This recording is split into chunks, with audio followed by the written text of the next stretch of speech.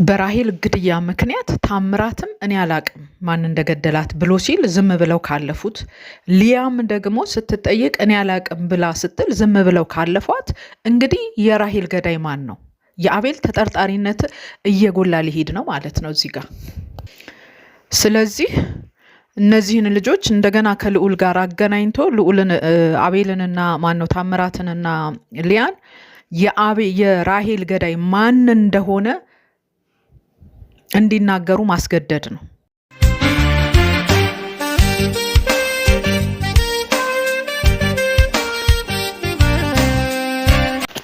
ሰላም ጤና ይስጥልኝ። እንዴት ናችሁ? የምክር ተከታታዮች በያላችሁበት ሀገር በያላችሁበት ቦታና በያላችሁበት ሁኔታ ሰላማችሁ እንዴት ነው?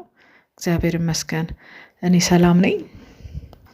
ትላንትና እንግዲህ በጣም ደስ የሚል ተጨማሪ ዜና ሰምተን ሁላችን የነበልባል ተከታታዮች ደስታ ላይ እንደነበርን እርግጠኛ ነኝ። ማለት እንግዲህ ለአቤል ቤት ለ9 ወራት በሰራተኝነት ተቀጥራት ስትሰራ የነበረችው ቱጃራዋና ወንጀለኛዋ ሊያ ትላንትና መገኘቷን አይተናል። እጅግ በጣም ደስ የሚል ነው። እጅግ በጣም ደስ የሚል ማለት ነው።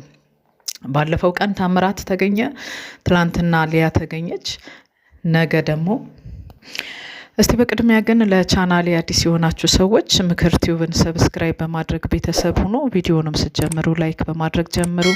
ሀሳብ አስተያየትም ካላችሁ ኮመንት መስጫው ስር አስቀምጡልኝ።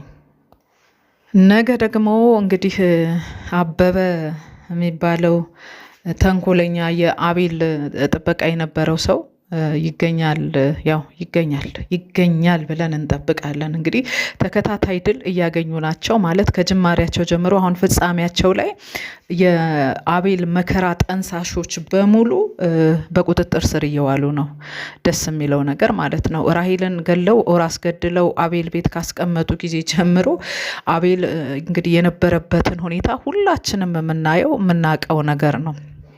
አቤል ልዑልና ብሩኬ በዛው ኬዝ ውስጥ ነው። እንግዲህ ብሩኬ አንደኛ ወንድሙን አጣ፣ ሁለተኛ ደግሞ እንግዲህ በአውሬው ተነክሶ ያለበትን ሁኔታ እንደምናየው ነው። እጅግ በጣም የሚያሳዝን ነው የብሩኬ ነገር። እግዚአብሔር ምሕረቱን እንዲያደርግለት ሁላችንም በየሃይማኖታችን እንግዲህ ልንጸልይለት ነው የሚገባው ማለት ነው። በጣም የሚያሳዝን ነገር ነው እውነት ለመናገር። ባለፈው ፌንት አዞረኝ ብሎ ከወደቀ በኋላ እኔ እንደዚህ በህይወትም ተመልሶ እናገኘዋለን ይሆን የሚል ስጋት ነበረብኝ።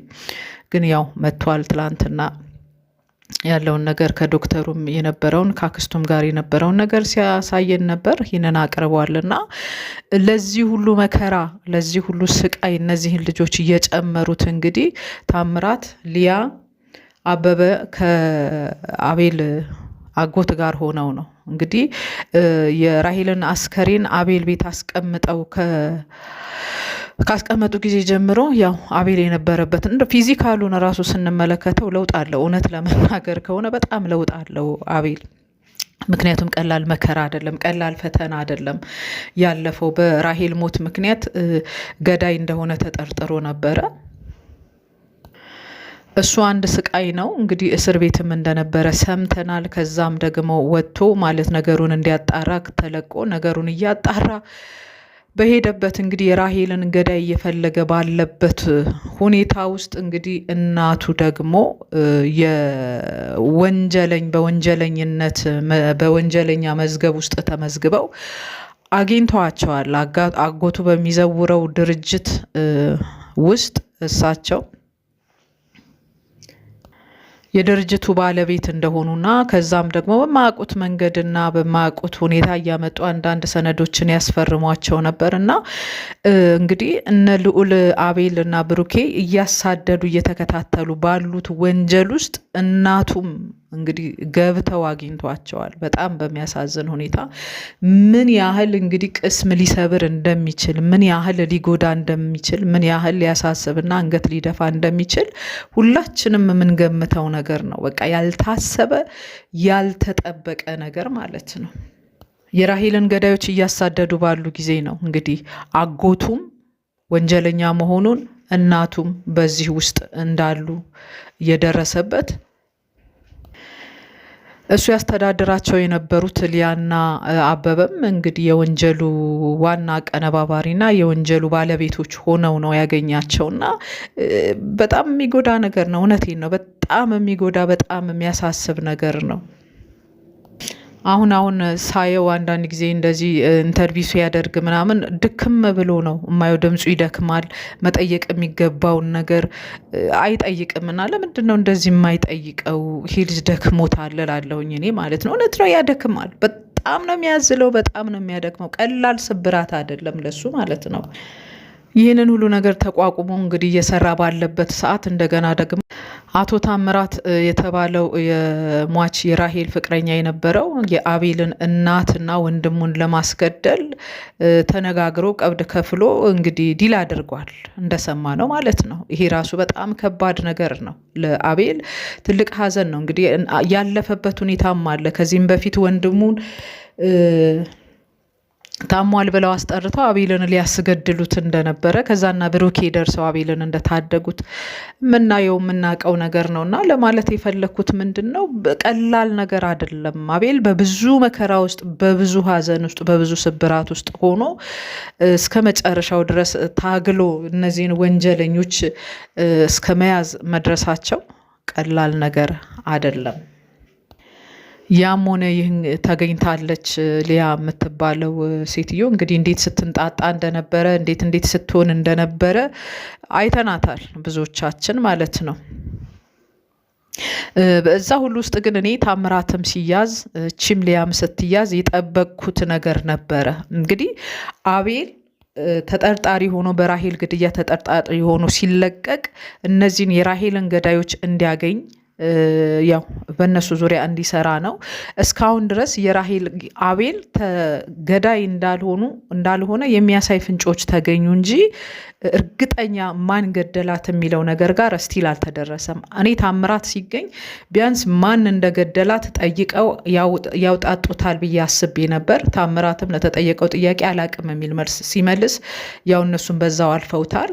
ከዛ በኋላ የጠበቅኩት ለራሄልን ግድያ ለማወቅ ሊያን ነበረ። ሊያ እንግዲህ ትላንትና ከአቤል ጋር ኢንተርቪው ስታደርግ ነበር። እሷንም ጠንከር ብሎ አልጠየቃትም። አላቅም አይነት ነገር ነው የመለሰችው። ጠንከር ብሎ ስላልጠየቃት እስቲል የራሄልን ገዳይ ማን እንደሆነ እኛ አናቅም። ምናልባት እነሱ በውስጥ ሊያውቁት ይችላሉ። እኛ ግን እስካሁን ድረስ አናቅም።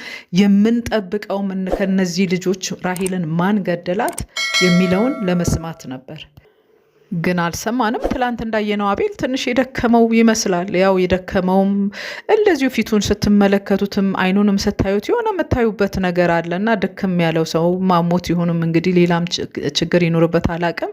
ብቻ ጠንከር ብሎ መጠየቅ የነበረበትን ጥያቄ አልጠየቃትም።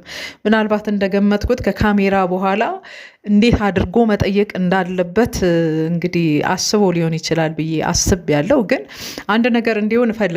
እኔ ሊያ ከልዑል ጋር እንድትገናኝ እፈልጋለሁ። ልዑል ይዞ ሊያን በደንብ አድርጎ እንዲያናዝዛት እፈልጋለሁ። በደንብ አድርጎ እሱ ጎበዝ ነው ጥያቄ ላይ በጣም ነው ጠንከር ያለ ጥያቄ እየጠየቀ እንትናቸውን እንዲያወጣ የሚያደርገውና ከልዑል ጋር ቢገናኙና ለልዑል የምትመልስለትን መልስ ብንሰማ እኔ በጣም ነው ደስ የሚለኝ።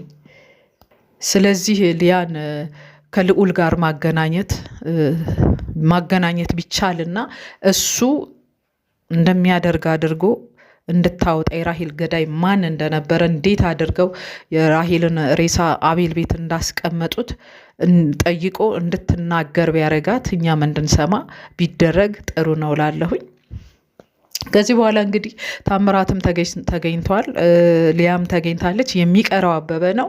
አበበ መገኘቱ አይቀርም። ከተገኘ በኋላ ግን ሶስቱን አንድ ላይ አስቀምጠው የሚሉትን የሚናገሩትን ነገር መስማት፣ በቃ እንዴት አድርገው ልጅቷን እንደገደሉ ወይም ደግሞ እንዳስገደሉ፣ እንዴት ሬሳዋን አምጥተው እሱ ጋር እንዳስቀመጡ፣ ሀሳባቸው ምን እንደነበር፣ ከማን ትዕዛዝ እንደተቀበሉ፣ ለምንና እንዴት ይሄ እንደሆነ የሆነ በቃ በራሄል ግድያ ዙሪያ ያለው ነገር ብጥር ብሎ ከመጀመሪያ ጥንሰሳቸው ድርጊቱን እስከሚፈጽሙ ድረስ የነበረውን ነገር እንዲናገሩ ቢያደርጓቸውና እንግዲህ ለረጅም ወራት እኛም የነሱን እንደዚህ እየተከታተልን የነበር ነው። በቃ የራሄል ገዳይ ማን ነው የሚለውን ነገር ለማወቅ ነው። ማን ነው እችን ልጅ ገድሎ አቤል ቤት ያስቀመጠው የሚለውን ነገር ለማወቅ ነው። እና ይህንን ስራ እንግዲህ ይሰሩታል ብዬ አስባለሁ። አበበም አይቀርም፣ አበበም ጫፍ ላይ እንዳለ ይሰማኛል ማለት ልዑል ትላንትና ያቀረበውን እንትን ቪዲዮ አይተናል እና አበበ ይገኝበታል የተባለበት ቤት ሲሄድ እዛ ቤት ያገኛቸው የአቶ መኮንንን ጓደኛ ነው። እኚህ የአቶ መኮንን ጓደኛ ደግሞ ስለ አቶ መኮንንም ስለ አበበ ማንነትና ምንነት ብትንትና አድርገው ለልዑል ነግረውታል። ስለዚህ ደግሞ በልዑል በኩል አበበ ይገኛል ብዬ ተስፋ አደርጋለሁ። ያኔ ሶስቱን ደግሞ አንድ ላይ እንደው ያለምንም እንትን ግልጥ አድርገው ፊታቸውን ሁሉ ቢያሳዩን እንዴት ደስ እንደሚለኝ ለማለት ነው የመጣሁት። ስላዳመጣችሁ እጅግ አድርጌ አመሰግናለሁ። ለቻናሌ አዳዲስ የሆናችሁ ሰዎች እባካችሁ ሰብስክራይብ በማድረግ ቤተሰብ ሁኑ። ምክር ቲዩብ ለምን ሰብስክራይብ እንደማይደረግ አላቅም። ሰብስክራይብ ማንም የሚያደርግ ሰው የለም እና እባካችሁ አዳዲሶች ሰብስክራይብ በማድረግ ተባበሩኝ። እስቲ ትንሽዬ ከፍ ይበል። ገና 5000 ላይ ነው ያለው። ከተከፈተ ግን 5 ዓመት ሆኖታል እና በተቻላችሁ መጠን እስቲ ሰብስክራይብ እንዲጨምር አድርጉልኝ። ላይክም ኮመንትም አድርጉ። ሀሳብ አስተያየታችሁን አስቀምጡልኝ። አመሰግናለሁ። በየቀኑ የምለቃቸውን ቪዲዮዎች በአብዛኛው የሚያዳምጡት ሰብስክራይብ ያላደረጉኝ ሰዎች ናቸው። ግን አዳምጠውኝ ለምን ሰብስክራይብ እንደማያደርጉኝ አላቅም። ሌላ ችግር ይኑረው ይሆን አላቅም።